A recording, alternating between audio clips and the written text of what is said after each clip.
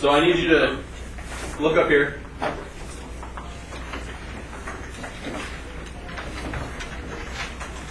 And I've got 3 circles drawn up here, 1, 2, and 3. You need to listen to how I set this up. So everybody looking up here. I'll give you a chance to write here in a second. Each one of these circles represents a group of people. Maybe it's a country, maybe it's a political party, maybe it's religious groups. But these 1, 2, and 3 are different groups of people.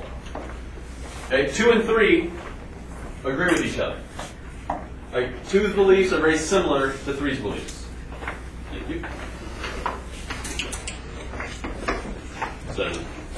So 2 and 3 are very similar. 1 is not at all like 2 and 3. And so 1, 2, and 3, let's say they're separated by a space of distance. Like maybe they're in different countries, something like that. So they don't really interact very much. Okay, they don't talk. They don't, and this is before there's a lot of communication technology. So now we start getting communication technology, whether that's phones, telegraph, television, internet, whatever you want to call it. But the prediction that most people made is that, well, what do you guys think? When all these 3 groups can start talking more, what? They'll change their argument. In what way? They'll start thinking differently. Or technology. They may just they might go with each other and just like it may be wrong, but so they talk about it, but then they just give like a random answer. Like one with like your best friend or someone else and you're like thinking the same thing. Okay. And so what the prediction was when with things like, especially the internet is where this prediction was made the most, is that the net would bring people together. Which makes a lot of sense. And I'm going to put in parentheses, unity. So like 1, 2, and 3, they can all learn about each other, they can all talk to each other, everybody understands everybody else, everybody comes together, everybody's happy. But can it also like... Well, hold on.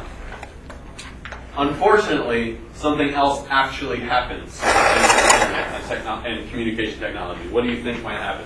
Like those 3 might gang up on like, let's say number 4 or something. Oh, we only got 1, 2, and 3. We don't want to make it more complex. Okay, so like... Remember how I set up the problem though? 2 and 3 2 and 3 what? were together, and the other one, then number 1 was... What do you mean by together? Like they had the same prediction or idea. They have the same... Yeah, they have the same beliefs about whatever, whether it's a political party, religion, whatever. So 2 and 3 are like ganging up on number 1 to try to get him to like,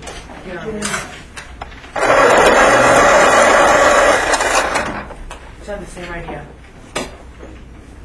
Go ahead.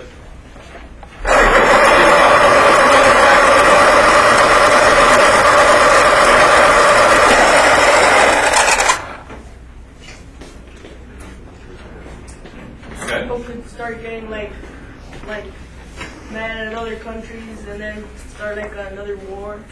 Okay. Kind of like threats and stuff. Sure. Think we might change their beliefs. To in what way? Like they might, maybe 1 persuades 3 to like for 1's beliefs, and then they fall for it and go like 1 side. Okay. Now, when you think about this, when you guys had the opportunity to work with other classes on the collaborative group project, or the collaborative weather project, you guys remember what I'm talking about? Yeah. Okay. Most of you, who did you start working with? Or who did you end up working with? Friends. Okay. Which people, I knew that was going to happen. You knew that was going to happen. And so you work with your friends because you're comfortable with your friends. You like your friends. Your friends think the same way you do. And so when different groups of people have an opportunity, because the internet allows all 3 groups to talk to each other. But who do you think actually ended up talking to each other and who was left out? 1 person that didn't do any of the work. So 2 and 3 start talking to each other, and 1 is kind of left out. As 2 and 3 talk to each other about their similar ideas, what happens to their belief about their ideas? We change. They work together. They're right. They get stronger or they get worse. Either way. Well, if they started out agreeing with each other, and then they only talk to each other, it's probably going to be what some of you were saying, where it gets stronger, they think they're right, things like that. And so as these two talk to each other, rather than becoming more in unity with number 1, what actually happens? They get away from it. distance. They actually get distance. And I'm not talking about like they actually move away from them, but like their thinking gets farther away from them. The example that you read about later on today is that if a Democrat, so let's say I got a Democrat and a Republican, and here's the middle. If this Democrat over here only talks to Democrats, what happens to their beliefs? You change. What direction do they move? That way. And then, yeah. Which way? Down. This Democrat Goes that way. goes which way? That way. That way. If this person only talks to other Democrats, they become more and more like a Democrat. But when you get lonely. Well, Democrats. but there's other Democrats over there.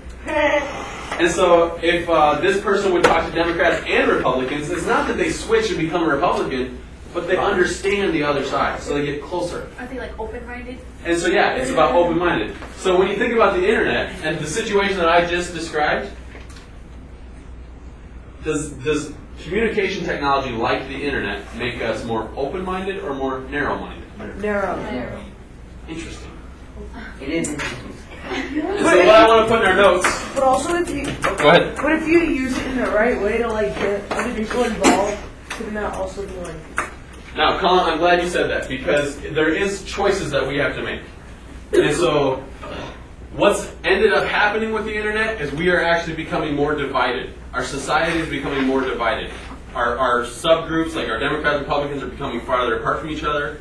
Religious beliefs are becoming farther apart from each other as opposed to becoming more together.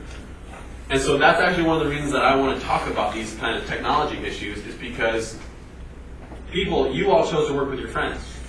The next time I would give you an opportunity to do something like that, I would hope at least some of you, although I don't necessarily think many of you, would at least think, you know what?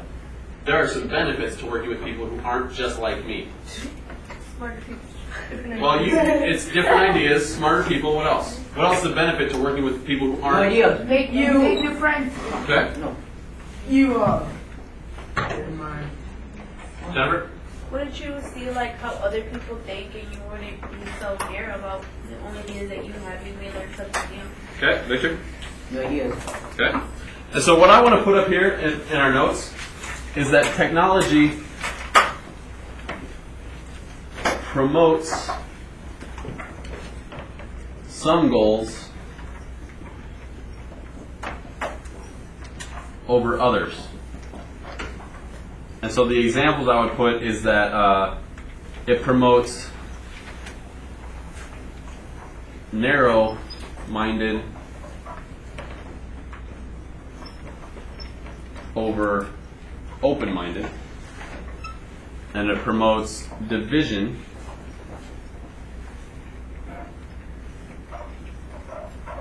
over unity is kind of the examples that we talked about that help illustrate how. And you know, another thing I want to point out is that we think the internet is going to do one thing, and it ends up doing the other thing. And that's why it's so important to really think carefully about how we use technology, not just the internet, but any technology. Then why don't they get rid of the internet to increase unity? Oh yeah. But getting rid of the Possible. I mean, I don't think getting rid of the internet would necessarily increase unity. And there's a lot that we miss out on. Like, it's not about saying we shouldn't use this technology. It's about saying how should we use this technology. In a good way. And you know, the one other example that I'll give you guys is that when you research topics on global warming, most of you found stuff that you already agreed with. And so when you're making decisions about when you're researching a topic, you need to actively seek out things that you don't agree with to try and understand the other side. Because on the internet, it's so easy to find stuff that you already agree with. Questions about that idea?